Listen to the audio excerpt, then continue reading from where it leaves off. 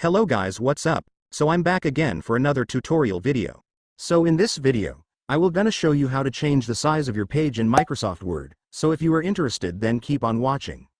So to change the size of your page on Microsoft Word, it's actually pretty easy. Let me show you how. So for the first step, I want you to go to the Layout tab. And after you go to the Layout tab, next, I want you to go look for the Size option. So here in the Size option is where you can change the size of your page, so just go and click it. And after clicking it, you will now be able to see the different page sizes that you can choose, so just click to select the page size that you like. But if the page size that you want was not in any of these choices, then just click More Paper Sizes. And then you can now just change the size of your page by yourself right here. Just enter the width and height of the page depending on what you want.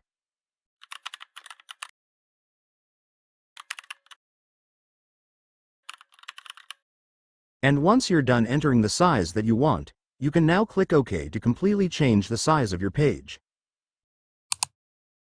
And after that, it's done. Congratulations, the size of your page will now be changed. And so that's just how you do it, guys. Now that you've watched this video, you can now do it yourself. So that concludes our tutorial video for today. I hope it helped you. Thanks for watching. Goodbye.